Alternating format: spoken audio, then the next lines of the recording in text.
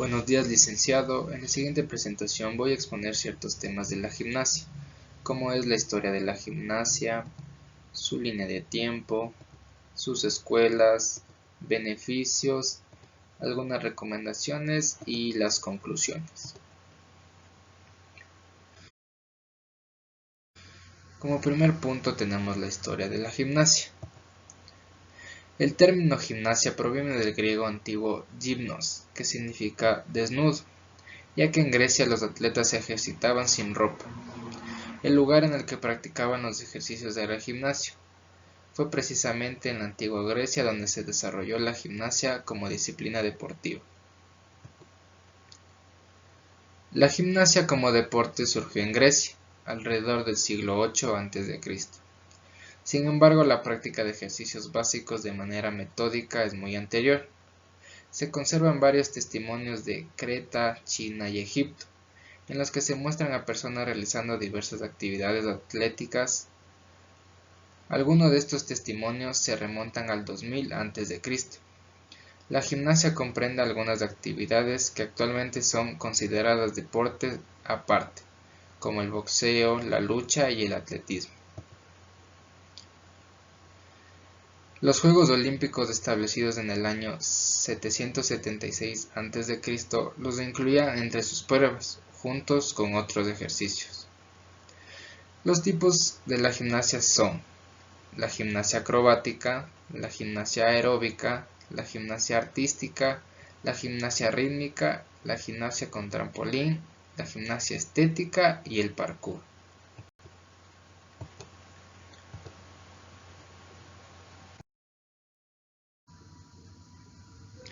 Bueno, a continuación tenemos la línea de tiempo. En 1776, el primer profesor de gimnasia moderna fue Johann Friedrich, en la escuela de Basedow, Alemania. En 1806, España. El primer centro oficial donde se practicó fue en el Instituto Real Pestalozzi, fundado por Amarós en Madrid. 1811. El educador Friedrich Ludwig, padre de la gimnasia moderna, fundó en Berlín el Turnverein, un club gimnástico.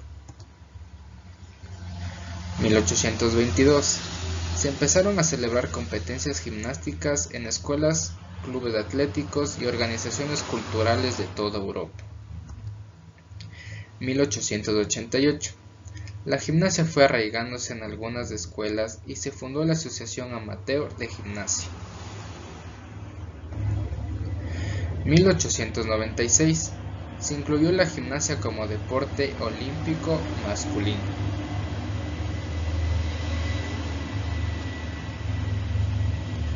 1903.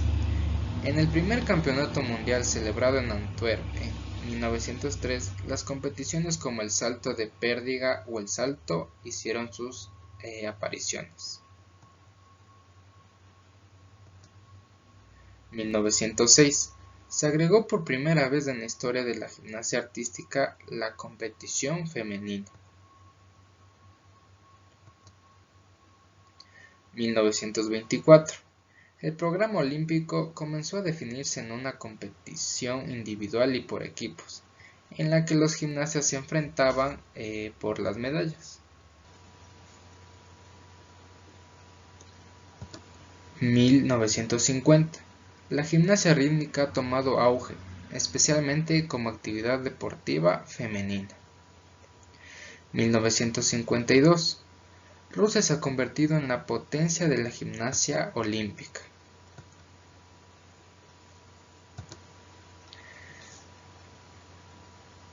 1981. El Campeonato Mundial de Gimnasia Artístico se celebró en Moscú entre el 19 y el 23 de noviembre de 1981, bajo la organización de la Federación Internacional de Gimnasia.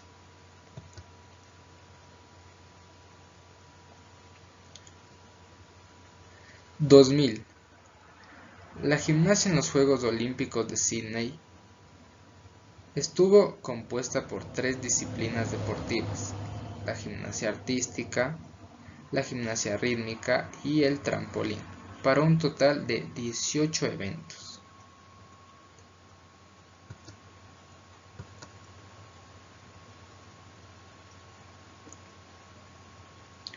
(2004) La gimnasia en los Juegos Olímpicos de Atenas estuvo igualmente compuesta por 3 disciplinas deportivas, y que fueron la gimnasia artística, la gimnasia rítmica y el trampolín, igual para un total de 18 eventos.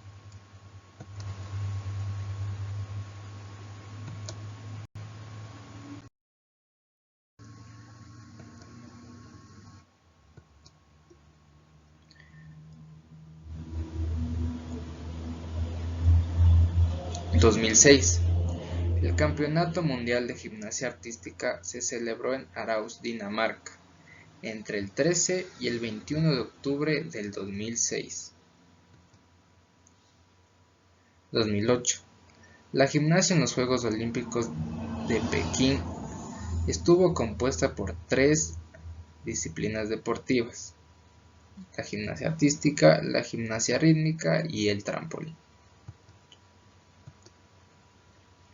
(2010) El Campeonato Mundial de Gimnasia Artística se celebró en Rotterdam, Países Bajos, entre el 16 y el 24 de octubre.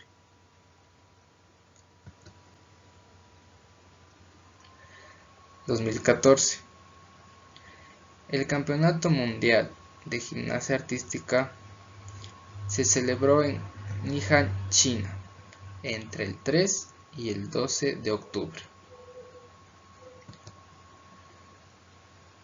(2016) La gimnasia en los Juegos Olímpicos de Río de Janeiro estuvo compuesta por 3 disciplinas deportivas: 14 la gimnasia artística, 2 la gimnasia rítmica y 2 en trampolín. En la actualidad, la gimnasia está regida y organizada profesionalmente por la Federación Internacional de Gimnasia.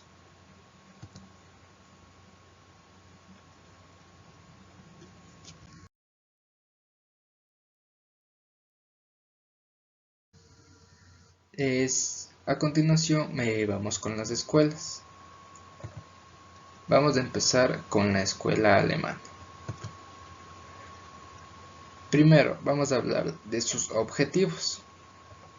Sus objetivos eran unión de gimnasia y pedagogía para crear la educación física, educativos y curativos, rendimiento motor de las acciones. Sus características era la música, sentimiento, emoción, libertad, recogida semanal de las actuaciones de los alumnos en diferentes pruebas.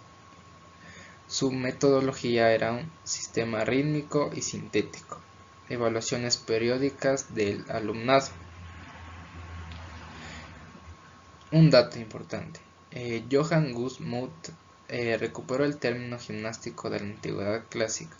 Sus ejercicios localizaban el movimiento en varios grupos musculares, desarrolló los principios de la gimnasia artística e introdujo el ejercicio físico sistemático en el currículum escolar.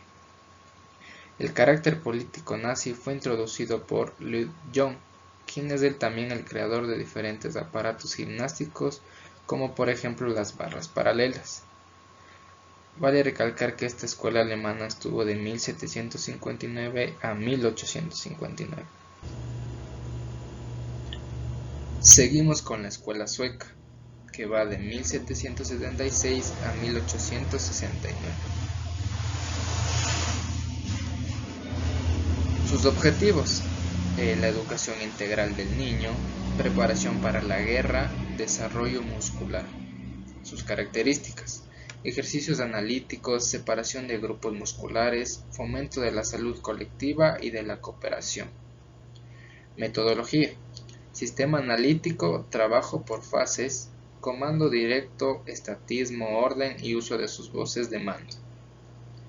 Pierre-Henri Lin fue un médico militar y profesor de esgrima que fundó esta escuela.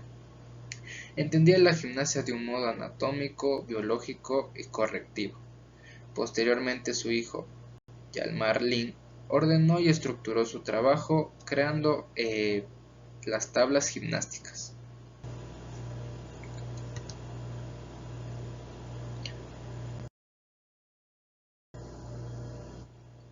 Y seguimos con la escuela francesa, que va de 1780 a 1957.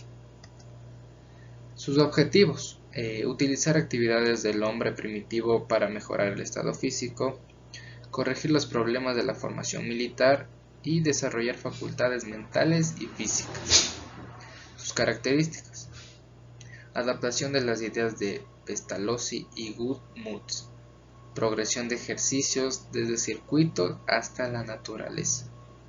Metodología: descubrimiento guiado en circuitos naturales, caminar, cuadrupedar, correr, saltar, agarrar, trepar, lanzar, pelearse, nadar y transportar.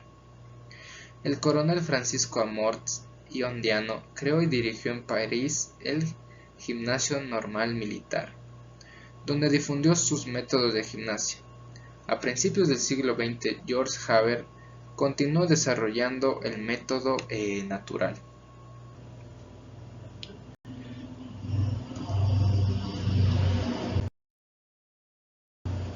Continuamos con los beneficios de la gimnasia.